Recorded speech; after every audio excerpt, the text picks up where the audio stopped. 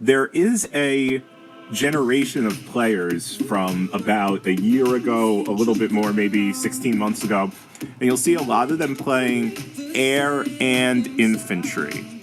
The reason that you do not want to do this, and this is a meta from a while ago, and the meta is born from the fact that at the beginning of the game, at least when I started, the game would start you off with 3 Hinds, 3 T3 air, and then it would say, then it would kind of encourage you to go whichever way you want. And many people, because you start with Rangers, many people would continue with that infantry track.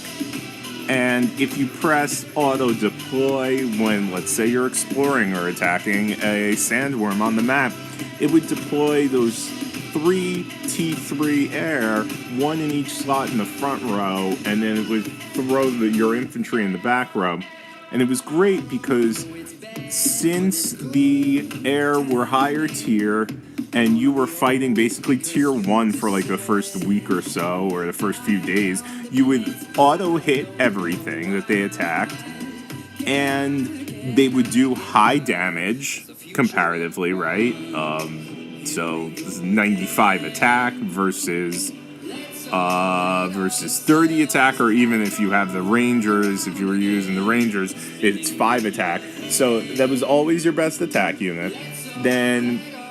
And it would be able to stop damage to the back row, right? Because the HP on the thing is very high compared to Rangers. And your Rangers, or eventually your T2 infantry, would then be able to fire over it, and they have very high attack, right? 46 attack, which is about half as much as the Hinds had. So you would do damage in this way, and you would also protect your back slot. And so a lot of players, what they would do is, piggybacking off of that, felt like that was the way to move forward. And there are some synergies that happen between airship and infantry, especially when you get into advanced tier that you see much later in the game. However, the upkeep required in order to maintain this strategy is prohibitive. You will never be able to, in the beginning of the game, unless you're a real spender, you'll never be able to keep up the research required and the resources required to level up and to fill out 2 sets of commanders. So it makes you decent PvE.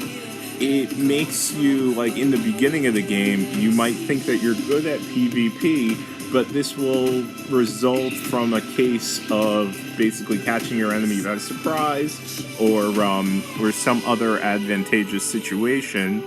And because the amount of PvP in the game peaks and then it hits a valley, you might think that you're doing a good job by maining 2 troop types. But then as you get into mid-game and then into late game, you'll see just how behind you are, as the people who have gone into 1 troop type and spent all of their resources on that research will be able to box you out by just having much better stats. Because remember, while you might be decent in the beginning of the game,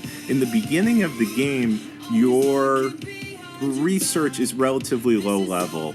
Once you hit on that mastery level, that's where you will start losing ground, and fast. Because other people will be increasing their stats, and eventually this gets up to 20% per attribute. But then once you get past that, you get your T5, right? And then you start hitting on the research that scales up exponentially.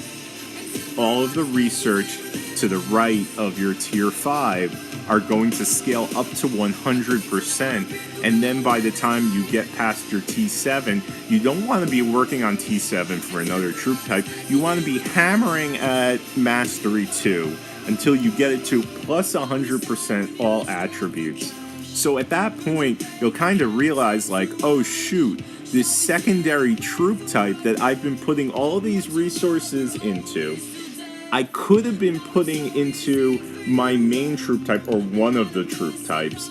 You would be so much better off. You would get to that Mastery 2 max much quicker, or at least to level 6 quicker, and then when you get your Lab 21 up and running, you'll get to the level 10, which is the max.